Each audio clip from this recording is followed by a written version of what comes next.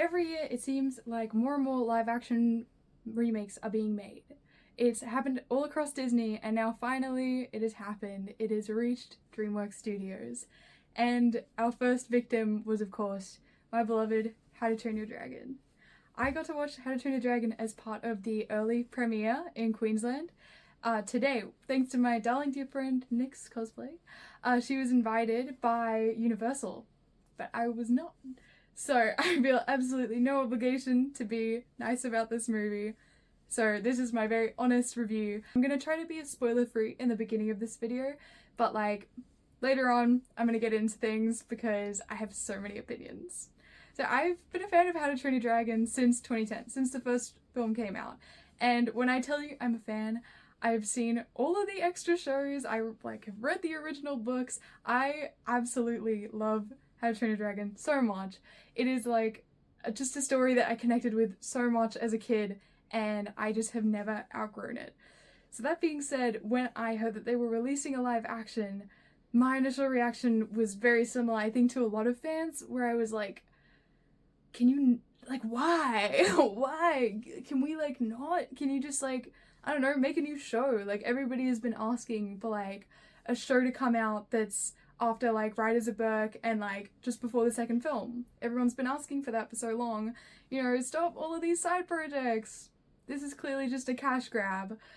But, listen, I had such low expectations, and especially when they released the designs of the dragons, I was so disappointed because it's such an iconic part of the film series that the dragons are so iconic in their designs. Like, you see a dragon and you're like, that belongs in that world. And they just did such an amazing job on the original team to develop the world into such like a fleshed out, in-depth universe, right? And that's why like the sideshows work so well. That's why the theme parks look so good, because they like took the time to develop them. And then it's time for a live action and you're like, we can do that better. It needs to be more realistic, which is like, it's just, no. Things are allowed to be fantasy. Things are allowed to be fun and like have color and stuff. But that being said, I come into this film because my friend invited me. I probably like wasn't gonna see it if she hadn't given me the free tickets. So I came in extremely low expectations. And I will say, I was very pleasantly surprised. Mainly because I feel like every other film, especially like Lilo and Stitch, like they're like, we're gonna fix it. They're gonna be like, actually like the 2000s, that's all outdated. Like we gotta modernize it. All of our female characters have to be like stoic and like have ambitions, and like I get where they're coming from, I really do, but I feel like you're not going about it in the right way. If you're just telling the same story over, but we're gonna change all the things that you liked about it, including characters. But listen, by How to Train Your Dragon live action, it is pretty much the exact same. Like, they didn't change a single part of the actual story itself, which I really appreciated, because I don't think you can fix the story. Like, it is a perfect film, in my opinion. Like, the original story is just so good. But there were a couple things they changed. Mainly just like in the characters. They did a couple more like focus scenes on like the different side characters especially. But the major changes were, and this isn't spoiler territory, this is stuff that they've talked about already. Like the Vikings being from all over the world, sure. And the designs of the dragons. But that's not really like a story change, I guess. I'm still just mad about it. I'm just always thinking about that. And like some character ambitions, I would say, which I'll get into in the spoiler territory, but they came from my girl Astrid. And like, I'm not a hater. Sometimes. I like Nico Parker. I think she's beautiful, and I think it makes sense for her to be in that role, and I really despise the fact that so many people are taking the opportunity of her casting to just be racist. Like, it's not an excuse, you know, to be fatphobic, to be racist for the changes that they've made in the film. I really don't appreciate the side of the fandom that like is taking that front to it. It's just not necessary. Like, it's just really not a space that we want to be bringing that into. Like, it just shouldn't exist in a fandom, let alone the entire world. Like, just calm down. It's fine. It's fine. everybody else did a good job. Except for, like, I'll be honest, Nico Parker, she's really pretty. She's a very talented actress, but, like, in this film, she was just, like the whole time.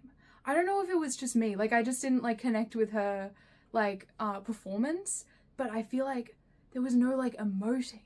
And that's the issue. That's the issue with these live actions. Like, it's a more nuanced performance if it's with people rather than if it's animated.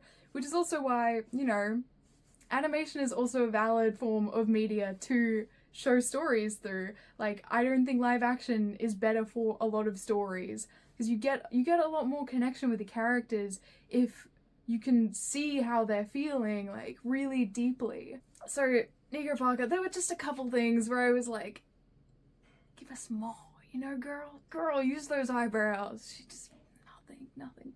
Especially because Astrid is, like, she is, like, that stoic sort of character in the beginning of the films. Like, she has that mystery, she has that intrigue, but, like, she was expressive. Like, she was sarcastic. She would, like, come at Hiccup. She would come at, like, everybody. And Nico Parker was just kind of like...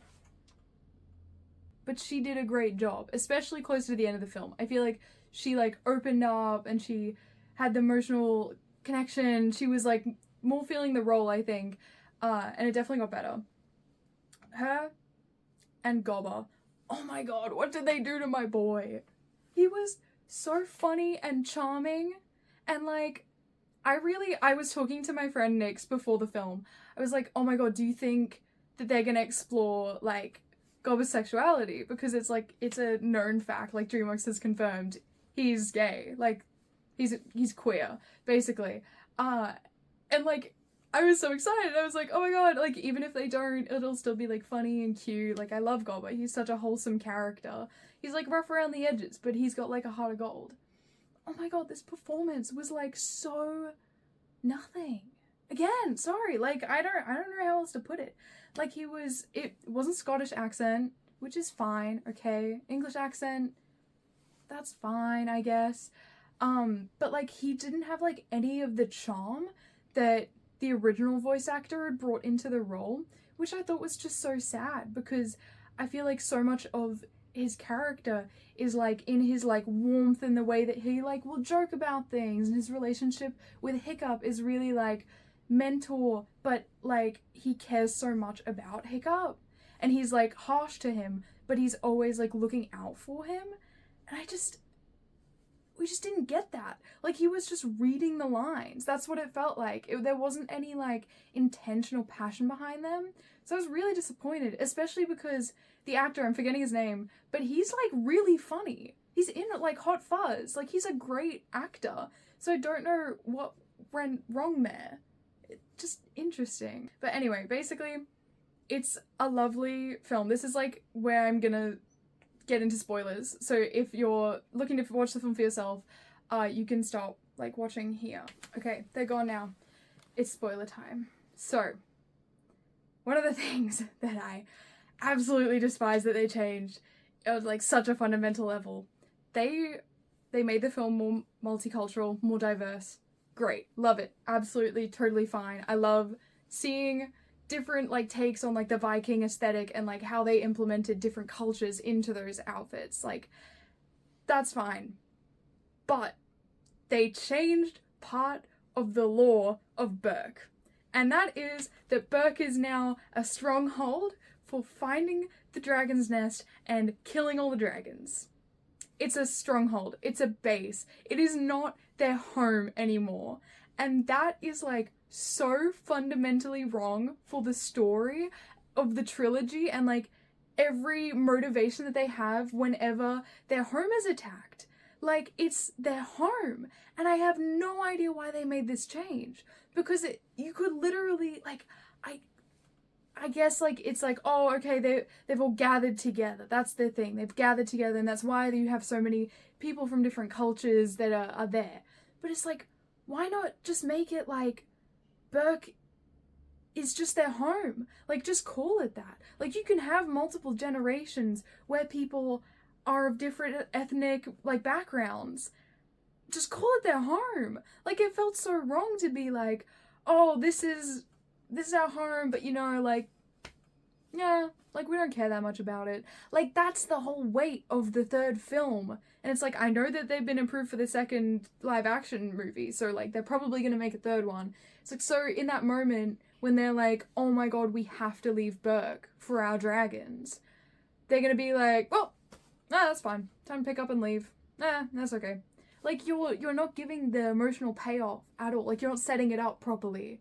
And that just pissed me off, because I was like, dude, Berk is so iconic. Like, why would you, like, change the character's emotional connection to their home like that? Silly. Stupid. I don't like it. Take it back, please. Anyway, another change that they made was to Astrid's character. So they added some extra scenes in. They took some out as well, which I'll get into later. But they changed character, like, motivations for Astrid. So initially, and this is, if you're a How to Train Your Dragon fan, you probably know, Ashley Greywind? Oh my god. Okay. You definitely know Aubrey Greywind. She has, like, the most amazing videos about this film and, like, television universe, right? And, like, one of her videos that really, like, I was thinking about while watching the movies was about Astrid's character and how, like, her whole thing is that she has duty, and that's, like, her whole motivator. That's why she's doing what she's doing. She's a duty to her people, and that's, like, the sacrifice, right? That's why she's like, this war is about to become our war. Like, it's not about her hating the dragons, it's that she is the culmination of Berk's culture of hatred. Like, she is the manifestation of the beginning of the film, how their attitudes are, right? And in the live action, they changed it. They changed it so that she has the ambition of being chief. And I understand where this is coming from. It makes perfect sense to me that it's like, okay, Astrid in the first film, she doesn't have the most motivation outside of external forces. So it was like, okay, we wanted some more, like, internal motivators for her. I get where that's coming from. But it's like you took away that whole part of her character that was like, she was the soldier, and you turn her into she was gonna be the chief. Like, you're directly opposing her to Hiccup, which I understand as a contradiction, like, as a juxtaposition, but that's the whole point of Stoic and Hiccup's characters. I was just like, that's interesting that you would change that about Astrid's character. And, like, I don't know, it just felt really, like, wrong. Like, it felt really like she wasn't doing it for her people, she was doing it for herself. And, like, I think that just takes away from her, like, characterization, that she was always doing it for other people, and she was sacrificing herself and her life and her ambitions for the betterment of society, to the betterment of the culture. And it's like, I don't think that's a bad thing to have characters that have different motivations, whether they be internal or external. And, like, okay, her character was like a little one note in the first film, but, like, I think in just, like, a technical story sense, her character served its purpose throughout the entire film. Anyway, so a couple more of the scenes that they added, there were a couple more moments, I would say, rather than, like, full scenes, that they dedicated to Snotlout and his father Spitelout, which was interesting. Like, they were fine. I don't think it was explored in any great depth. It's the type of thing where you assume that there's, like, some deleted scenes that would have added more to the context, but basically it was about Spitelout's, like, bad relationship with Snotlout and how he doesn't really, like, respect him properly, and it's a relationship that we see way more in the shows around How to Train Your Dragon. It just kind of made me sad more than anything. Like, Snotlout wasn't, like, an asshole, like, in these films. Like, he wasn't as much of a bully as he was in the originals, like, in the original films. He was just kind of like, oh, Hiccup, you suck. Like, it didn't really feel like he, like, deserved, like a neglectful father. Okay, this was probably, like, one of my biggest gripes about the film. there was one scene that was cut that I, like, while I was watching it in the cinema, I was like, no. They're not gonna show that? Okay, this is very interesting. And I pointed it out to Nyx after the film. I felt like a crazy person to be like, well, in this moment in the original and for this reason, but like I love these movies, so of course I'm gonna like remember. Basically, in the original films, right, there is a moment where Hiccup and Toothless, after first flight or after they've been flying, they stop to land around some terrible terrors, right? And Hiccup is feeding them and they're fighting over fish, right? And Hiccup finds out that dragons are not fireproof on the inside, right? Okay, this scene feels like not a lot, feels like nothing, right? It's literally my camera cut out, sorry. So this scene literally sets up where how the entire film ends, the entire climax of the film. The scene sets it up, right? Because when Toothless is in the air, woo, and then the Red Death is like coming down, right?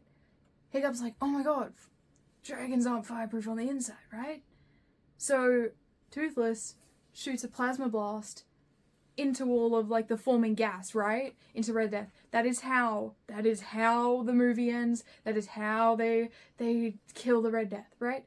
That's how we figured it out because of these terrible terrors. Just doesn't happen in the remake. So I guess he just like found that out somehow. He just figured that out in the moment. And I find that insane. Like, I know this is like such a small detail, but the remake is longer. It's a longer film, and you cut out a really important part of the story. I assume to save time. I have no idea why you would do this, because it's literally the thing that sets up the end of the movie. It's the how they figure out how they're gonna kill the Red Death. Like, that's just mind-blowing to me. Like, did nobody notice that? I find that so crazy. Like, huh? What? What the fuck? Anyway, I have like some smaller gripes about like, especially the costume design. My friend Nyx is like a fashion person, has studied fashion. We both do cosplay. So we were talking about the clothing a lot in the film. And one of the things that Nyx pointed out, which was really funny actually, is that like they had a lot of heavy leather, and no cows at all on Burke. That's just kind of funny to me. The thing that I hated about the costumes was like the color palettes. I liked that they followed them.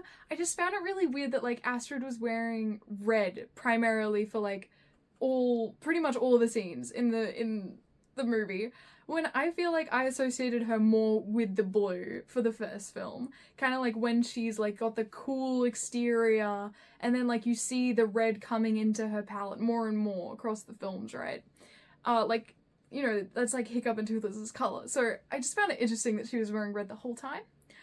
There's something about like modern films and costuming that I just really can't stand, and that's a green costume. Because I feel like they mess it up every time. If you've seen the Snow White live action, which was not very good either, I think his name is Jonathan, the prince, his shirt looks like he bought it from like a store, like on the street. Like, it doesn't look like it was made for a character in a film, right? And Hiccup had a freaking sewn in hood on his shirt. Mind you, the hood never gets put on. Why was it there? And if they're talking about like cultural or like historical accuracy, they didn't have that back then. Just so weird. Getting into like the dragon designs, something that I noticed was that they did a really good job with Toothless. Originally when I saw him in like the ads and stuff, I was like, I don't like it. I like the original more. But then like watching the movie, I was like, no, I like it. Like, he's got like scars and he's got like wrinkles and he felt really like real. And I just found that really interesting because it's like, this guy right here, he looks exactly the same. And yet you had to change the design for all the other dragons. I just don't get it. I feel like some of it makes sense. It's like that whole like belief or like scientific reasoning around like how we depict dinosaurs, right? How like in the original like Jurassic Park, for example, their like skin is like shrink wrapped onto their bones. Like they don't have any fat or muscle really on them.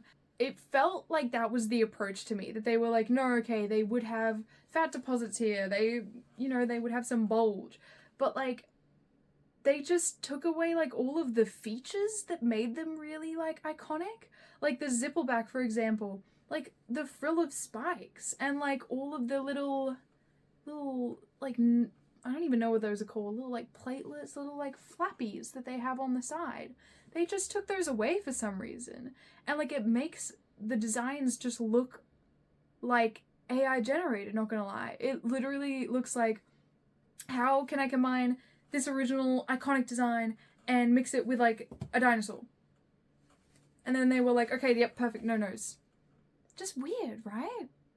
Like the Red Death, initially when I saw her, I was like, that's sad. I like the Red Death. I do like the Red Death. I like the original design a lot. But it worked. I got hers. It's the rest of them. I was like, that's not Stormfly. That's not Hookfang. One of the other things that I found really interesting as well was that none of the like actors cameoed, as far as I know, like the original actors. I feel like it's become like really common that like, I mean like, for example, like the FNAF movie, you had the Map Hat cameo. It's like common that you will get like a little hint, right, of like the original person who played that role. It's just very interesting. Like there weren't any cameos that I noticed like at all, because I was kind of looking forward to that. Like I get like why the actors couldn't come play, you know, Viking children because they're all adults. But it would have been nice to like see them in the project. It makes me wonder how like they feel about the movie being made. I haven't like done a lot of research because like I said, I was not looking forward to this movie. I thought it wasn't gonna be very good. There's like one more thing that I found really funny as well that they changed from the original, and that's to do with the Book of Dragons, right? So if you've seen the shows, you know that like this thing gets stolen just like all the time. This Book of Dragons does never stay in one place for like too long. Everybody wants it, right? And in the series, it's like a normal book, right? It's like a normal book. In the remake, they made it this absolutely like Goliath, massive, like huge book, right? And I was like, I get it. Like in the movies, it doesn't move places a lot, so like it's fine. It adds more significance. I understand why they did it. But just the thought of like, you know, Dagger and like all the other like villains, people who want the Book of Dragons in that other show, to be stealing it when it's that big, that's just hilarious to me. That's really funny. I like that. It's good. One thing I did like that they changed was that they actually changed the symbols for the classes of dragons. So like these are the ones in the original. These are like the emblems. They resemble dragons, right? Basically. I can't remember which one specifically. I think it might be Strike Class. It might be, I'm not sure. But basically one of them represents the Deadly Natter. Deadly Natter isn't in that class. So they changed the symbols, and it now doesn't resemble dragons. So I was like, that's a fine change. That's okay. That's alright. But anyway, that's pretty much all I had to say about the How to Train Your Dragon live action. So, in conclusion, should you see the film? Now, I, as a fan, I actually would recommend going to see it. Genuinely, mostly because they didn't change too much from the originals. And, like, getting to watch the drama unfold, getting to watch the emotional journey again, especially hearing the music in theaters, was like such a heartfelt moment. Like I cried during First Flight because I was just like, this just takes me back to when I was a kid, and it felt really special to see that in cinemas and get excited with other people. Seeing kids getting excited was really sweet. You know, the film industry, I think, is heading in a certain direction, and like if you're upset about these live action projects, I think just don't watch them in cinemas if you can. Don't watch them in streaming if you don't feel like you want them to come out. And instead start watching more independent projects, because there are a lot of original stories being made, and we live in a capitalistic system and you vote with your dollar. So trying to make sure that you go to independent releases, that you're supporting people online especially, is going to be like so much more important. That being said, thank you guys so much for watching this very chaotic, unscripted word vomit video. I hope you enjoyed it. Please let me know if you are gonna see it. What's your opinions? Like, have you seen the original movies? Like, are you excited? Are you like, I'm not gonna watch it? Let me know if you like disagree with any of my opinions. You know, that being said, I might watch How to Train Your Dragon live action too. I might do it. But also, I really want to watch the original now because it's just so good. Alright, thank you so much for watching. Bye!